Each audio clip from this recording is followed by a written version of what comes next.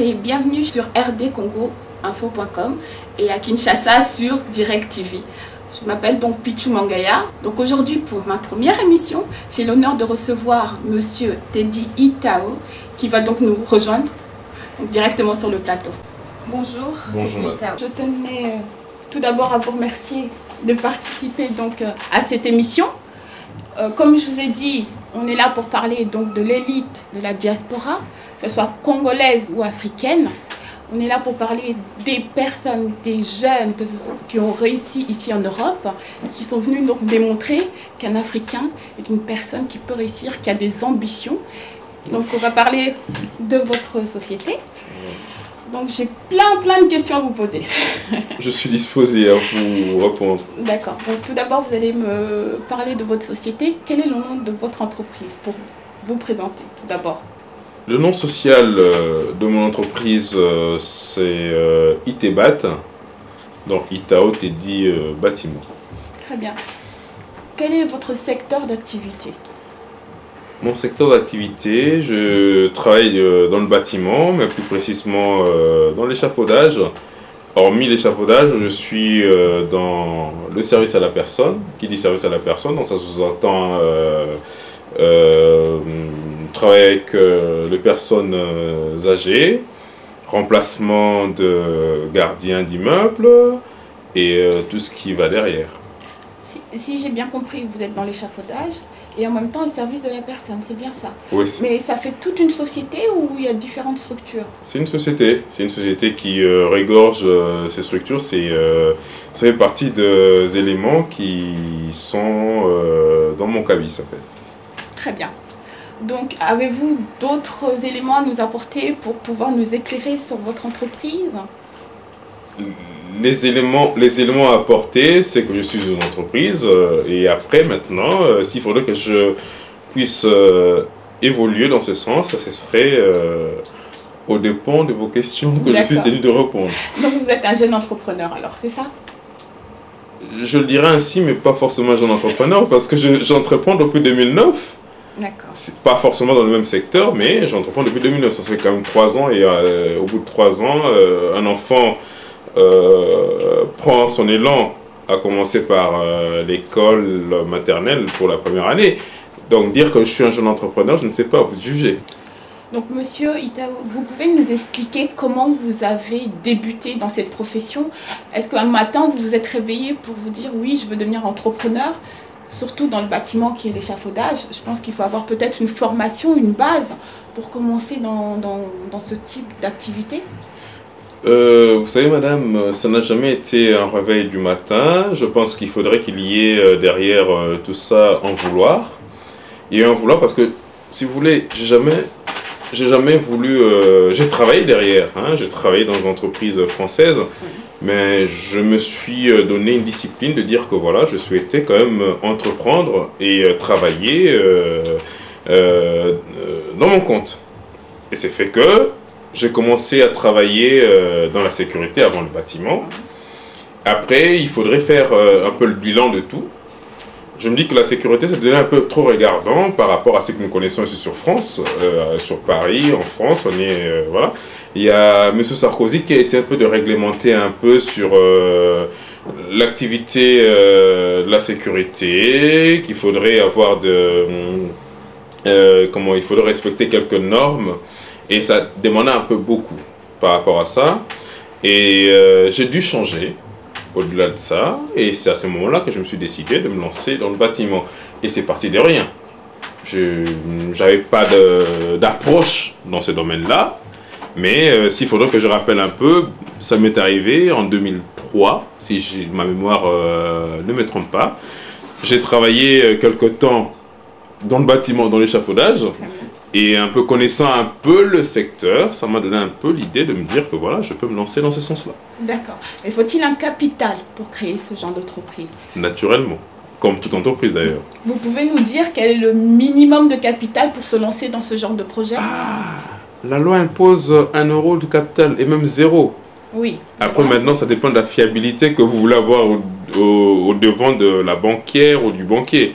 Mais la loi n'impose pas de capital pour créer une entreprise. Hein. 1 euro, on peut créer une entreprise. Hein. Très bien, mais au-delà, justement, avec cette loi qui impose un minimum de 1 euro, après, justement, est-ce qu'au niveau des banques, quand on va en tant que jeune entrepreneur à la banque pour demander justement un crédit, une aide pour une création d'entreprise, est-ce qu'ici en France, en Europe, est-ce que c'est facile? Je vous dirais sincèrement, ça n'a jamais été facile parce que généralement, la banque qui est devant vous, une banquière, une conseillère financière qui est devant vous, pour qu'elle vous octroie un crédit ou une facilité de caisse, il faudrait apporter le minimum de garantie. Or, en ayant 1 euro, comme, entre guillemets, la loi le dit, ça n'a jamais été facile. Parce que derrière, qu'est-ce que vous aurez comme garantie pour que la banque vous prête 5 000, 10 000, 20 000 euros à générer ou à payer vos dépenses sans pourtant une garantie derrière? Mais on ne refusera jamais de vous ouvrir un compte bancaire, mais derrière, ça risquerait de poser un souci parce que la banque ne suivrait pas derrière. D'accord. Et à part le capital, donc là, c'est les fonds. Mais est-ce que administrativement, est-ce que c'est dur par rapport au paperasse? Parce que c'est vrai qu'on connaît, ici, nous, on vit en France, on sait très bien que pour faire juste un document, il faut courir à droite et à gauche. La mairie, les impôts, la préfecture. Est-ce que pour créer une entreprise, est-ce que maintenant... On nous a dit qu'on nous a facilité les démarches. Est-ce que vraiment dans la réalité, les démarches sont vraiment facilitées pour cette création d'entreprise? L'anecdote que je peux répondre à cette question, c'est que quand j'étais en création d'entreprise, j'ai eu à faire face à des entreprises qui aideraient, entre guillemets, des jeunes entrepreneurs à créer leur entreprise, qui demanderaient de l'argent, 200 euros, 400 euros pour ne serait-ce que du côté administratif, mais moi, pour vous informer, je crée mon entreprise tout seul, en payant 0 euros. C'est-à-dire que quand on a la lucidité de la lecture, oui, on peut créer une entreprise sans rien payer. D'accord, parce qu'on sait aussi, bon, ça je le sais aussi, qu'on peut aussi obtenir, bon, ça c'est peut-être pour les jeunes qui veulent se lancer en tant que chef d'entreprise aussi, on peut obtenir donc des aides par rapport même à nos départements, à l'État français. Je sais qu'il y a un portefeuille qu'on peut obtenir 7 000 ou 7 500 euros pour justement créer ces entreprises-là. Ça peut être une piste aussi pour les jeunes qui veulent se lancer. Entre nous soit dit, si je me permets de vous répondre, ça reste le mythe que l'on ose espérer et croire que l'État français aujourd'hui aiderait les entreprises à créer. Il y a des organismes, oui, à citer ADI, nous sommes dans l'Essonne, Essonne Initiative, oui, mais en croire que moi personnellement j'ai pas eu d'aide, voilà. Et il y a des aides à l'exonération pendant 1 an d'impôts que l'État donne. Mais l'aide financière, généralement, la France, entre nous soit dit, quand même en déficit. Et je ne pense pas que c'est facile à donner de crédit comme ça. Ça donne, mais il y a des cas d'espèce et ce n'est pas toujours facile. D'accord, très bien. Votre entreprise, combien a-t-il de salariés, excusez-moi? Actuellement, je tourne sur 16 salariés, 4 équipes, de 4 personnes dans chacune d'équipes. Donc justement, avec 16 salariés, y a-t-il des obligations en France ou des obligations particulières par rapport à ce secteur d'activité qui est donc le bâtiment? Naturellement. Vous pouvez nous en parler un peu? Déjà, si je pourrais ou si je devrais revenir dans l'essence même de l'activité, quand on crée une entreprise, il faut assurer déjà les employés, assurer l'entreprise. Aucun donneur d'ordre ne pourrait te donner un chantier, un contrat sans pour autant être sûr de l'assurance que tu apportes par rapport à tes salariés et par rapport à l'entreprise. Premièrement, un employé qui est dans l'entreprise doit être garanti de l'assurance de l'entreprise. Et dire que quand tu as 16 entreprises, c'est-à-dire qu'il faut énumérer les 16 entreprises, quand tu as 16 employés, il faudrait que les 16 employés soient naturellement déclarés et ils doivent bénéficier, ces 16-là, de l'assurance de l'entreprise.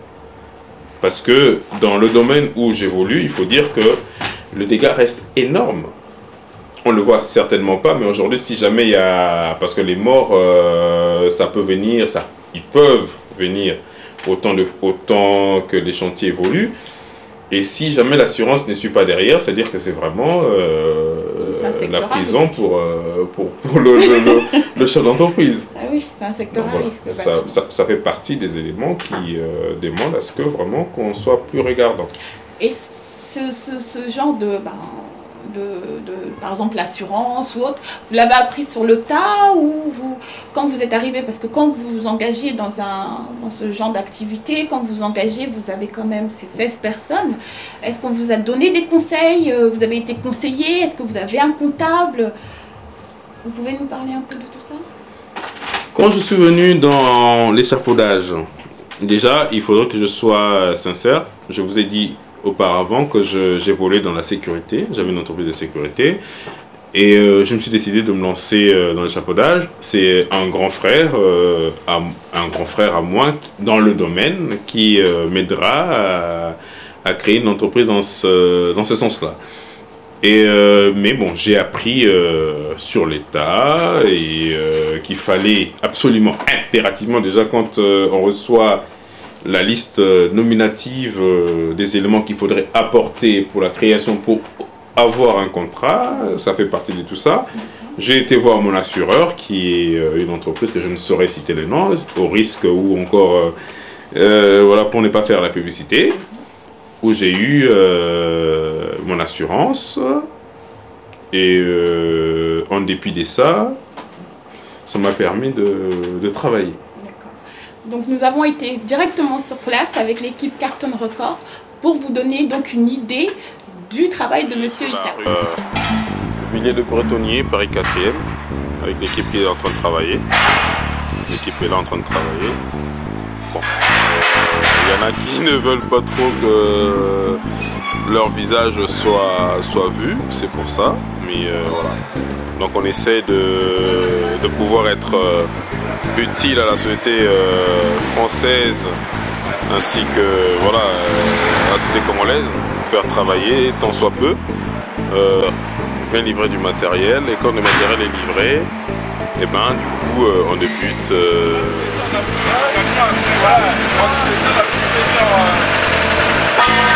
Express, humain, échafaudage, on livre Paris, rue de Bretonnier, ça rigole pas, on y va. Donc voilà, c'est l'équipe, là on travaille un peu, on essaie de se rendre un peu utile dans la société française et pour la communauté congolaise aussi. On travaille dans Paris, bon, être chef d'entreprise ne veut pas dire être, je sais pas moi, ne pas travailler. On travaille, on a toute une équipe qui fait avancer l'entreprise. On travaille en équipe et puis voilà, tout le monde est joyeux de travailler et voilà. Donc c'était un peu ça. Je salue l'équipe, mon équipe tout entière qui est vraiment vivace et qui fait de sorte qu'on aille de l'avant.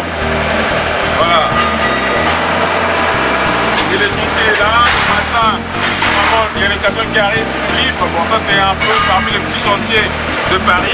On a pas mal de chantiers, les gros chantiers. Bon là c'est un chantier qui dure normalement 2 jours, on est resté 2 jours, qui finirait aujourd'hui. Et il y a des chantiers qui peuvent durer 1 mois. Donc voilà, avec toute l'équipe. Non, pas la crise, pas la crise. On apporte tout ça là, on travaille. Et voilà, il y en a qui sont des chefs d'entreprise, il y en a qui sont des managers. J'ai même mon chef d'équipe qui est non seulement échafaudeur, mais même les managers. Donc c'est-à-dire que voilà, c'est des gens qui veulent bien travailler.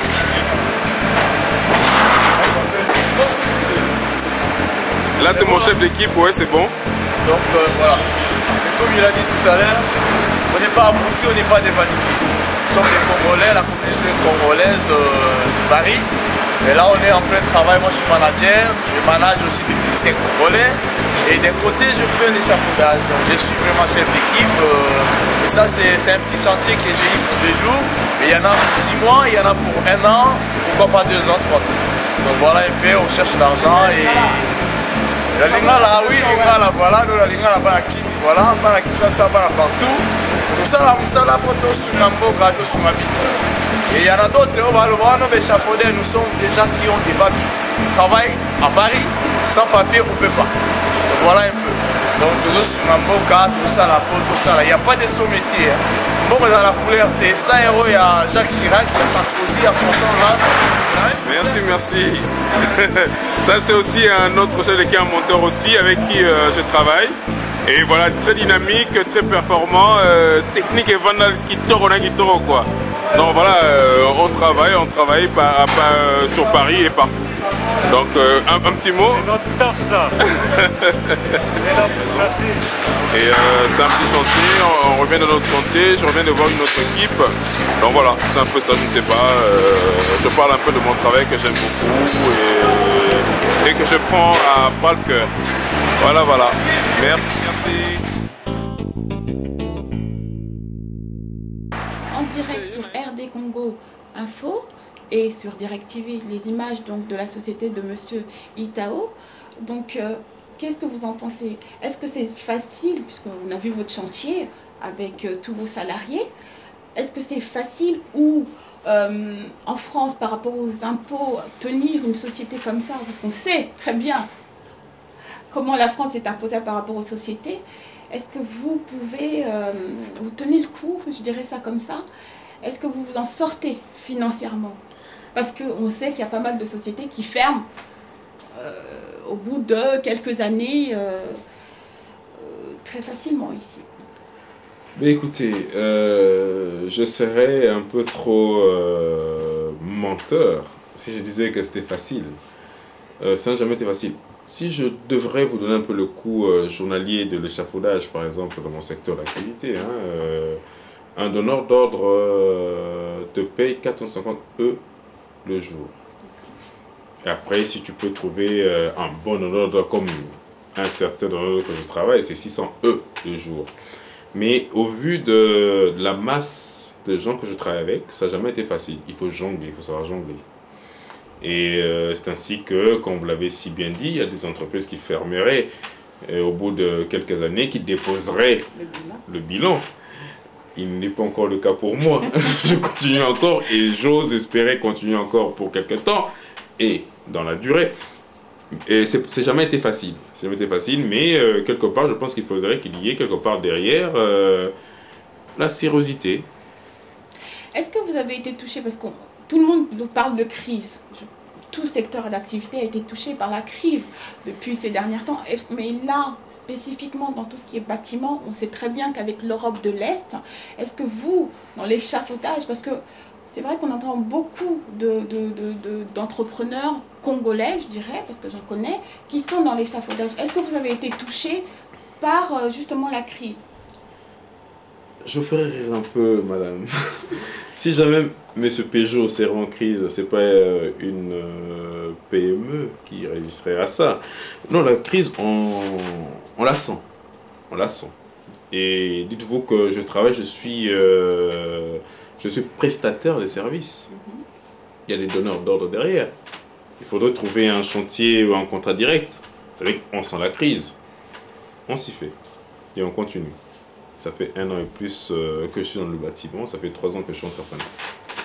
Et je suis encore là. D'accord. Mais justement, est-ce que... Parce que la dernière fois, j'étais en train de regarder une émission, on parlait de syndicats ou d'entrepreneurs américains qui se regroupaient justement pour pouvoir faire évoluer les choses ou pour juste s'entraider. Est-ce que, pour nous, que ce soit les Congolais ou Africains, est-ce que vous avez jamais été contacté par d'autres chefs d'entreprise ou entrepreneurs pour se regrouper ou justement faire parler ou porter votre voix, parce que maintenant, ici, les Africains pèsent en France. Et je veux, par rapport à cette émission-là, qu'on montre que nous, peuple africain, on pèse. Donc, est-ce que vous avez jamais eu une idée pareille? Parce que moi, je serais fière, je sais pas, dans 1 an, qu'on fasse même... qu'il y ait des élections pour le meilleur entrepreneur. Je sais que ça existe pour différents... ça existe déjà.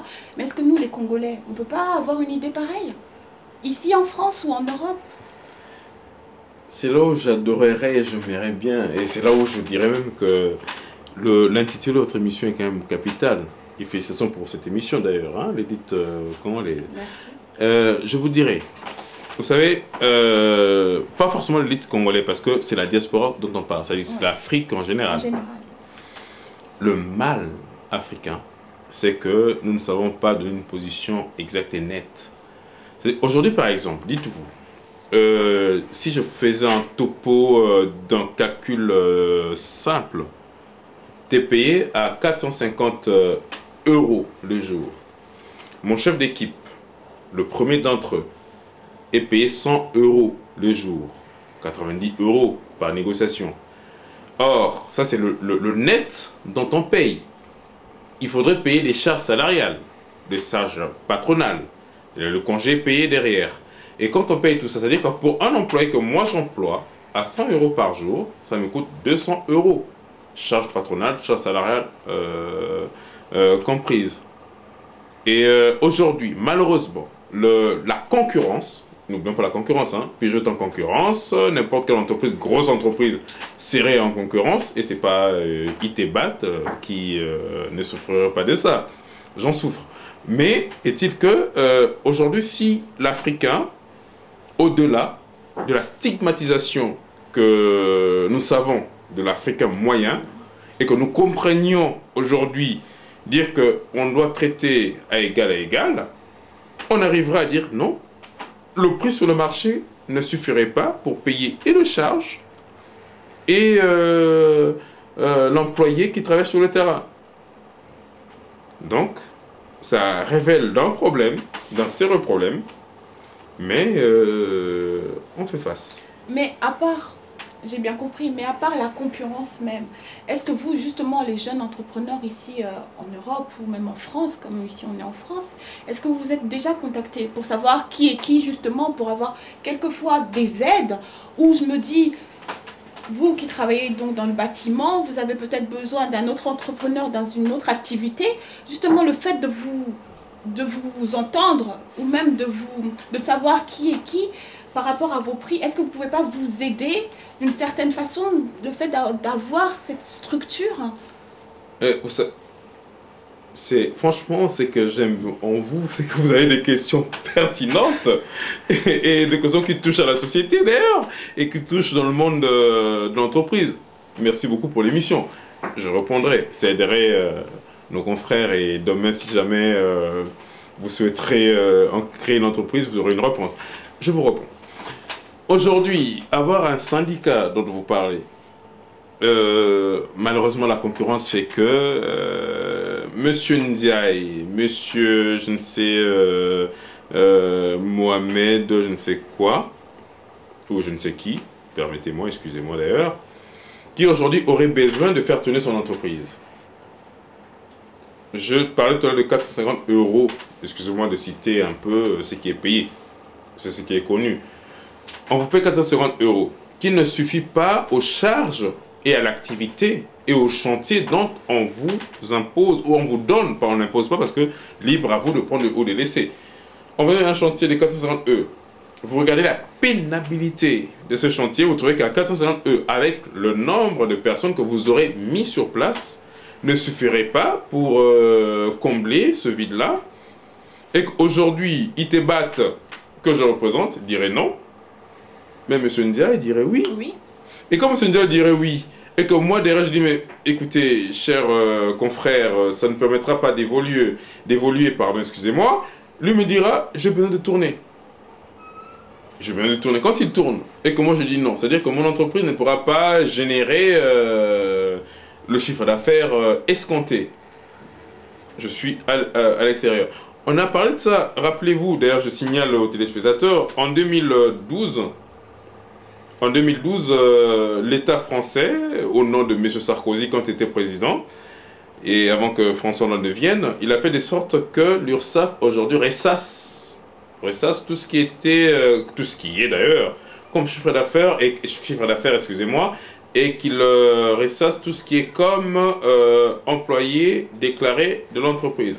Aujourd'hui, l'URSSAF, c'est bien difficile de tromper l'URSSAF aujourd'hui parce que le chiffre d'affaires effectué, au nombre de salariés déclarés, ils savent qu'est-ce que vous avez dégagé et combien vous avez comme masse salariale. Donc, Monsieur Itao, moi vraiment dans ma question, ce que je voulais que vous me répondiez, est-ce qu'ici en France, en tant que vous Congolais, est-ce qu'il existe des associations d'entrepreneurs congolais? Malheureusement, non. C'est dommage.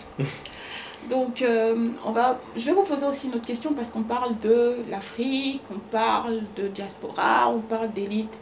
Mais vous, en tant qu'employeur, est-ce que vous avez des employés africains et combien? Je vous ai dit au départ, j'avais 16 employés qui travaillaient avec moi. C'est des Africains qui travaillent avec moi. Très bien, tous les 16. Les 16, c'est des Africains. Mais bravo. Sérieux? La préférence nationale. Bah, très bien, c'est ce qu'il faut. Bah, c'est très bien, justement. Si tous, on pouvait faire jouer cette préférence nationale, je pense qu'on s'en sortirait un peu mieux. Ensuite, pour en finir, avez-vous des conseils ou qu'est-ce que vous pouvez nous dire pour conseiller un jeune qui arrive, qui veut se lancer, pour justement éviter la banqueroute, parce qu'on attend toujours, parce que quelquefois quand il y a, on entend parler les gens, oui, non, les Congolais, les Africains, ils ne sont pas sérieux, ils ouvrent des boîtes, ils ferment, ils vont au pays ou autre. Avez-vous des conseils à nous donner pour finir cette émission? Je prends en témoin mes employés. Je reviens du Congo il y a une semaine, mais dites-vous que pour une boîte congolaise, mes employés étaient tous en congé payé. Ils sont payés parce que je paye la caisse de congé payé. Et quand là, ils ne travaillent pas, on recommence les activités la semaine prochaine parce qu'ils sont encore en congé. Ils sont payés. Et qu'est-ce que je conseillerais aux jeunes gens ou aux personnes qui souhaiteraient œuvrer et ouvrir une société en France? Ça, je dirais, c'est-à-dire, déjà, bien se préparer. C'est pas une mince affaire. Ça demande de son temps, de son énergie. Ça demande d'un bon capital. Parce que contrairement à ce qu'on nous fait comprendre, 1 euro, le banquier ne sera pas d'1 euro. Hein. Quand on a une facture ou les salaires, j'ai eu des salaires à X montant. Hein. Le premier mois que j'ai ouvert mon activité, j'étais à sortir à 17 000 euros parce que je suis parti sur 4 équipes. J'étais un peu gourmand à penser ça. Il fallait commencer petit pour accroître. Moi, j'ai commencé à gros et pour chercher encore à évoluer. Donc, c'était un peu pas trop facile pour moi. Donc, il faut vraiment avoir un bon capital, une bonne relation avec sa banquière et si marié, une très bonne relation avec madame à la maison. Si pas marié, une conscience tranquille parce que moi, personnellement, je ferai le tour de Château-Rouge ou encore je ne sais où, Saint-Denis, aucun de mon employé, de mes employés viendrait derrière ma veste me pousser pour dire que monsieur Tao, vous avez un dû à me rendre. Aucun. Ça fait autant d'années que je suis sur tout le 10 du mois, ils sont témoins, ils me regardent. Ils diront, et d'ailleurs, ils me disent, ils m'appellent à Foutata Laté parce que je préfère rester zéro, mais au moins mes gars sont payés. Mais très bien, et content d'entendre ça. Donc, c'était ma première. Je vous remercie d'avoir été là, d'avoir voulu participer donc à cette nouvelle aventure qui est pour moi importante parce que déjà je pense que la structure, je pense que ce qu'on veut montrer par rapport à nous, peuple africain, c'est bon, c'est bien et j'espère que ça va faire évoluer les mentalités parce qu'on a encore beaucoup de choses à faire. Je pense qu'on a beaucoup de choses aussi à montrer. Donc j'espère que vous allez nous suivre dans la prochaine émission. À très bientôt sur RD Congo Info et Directive.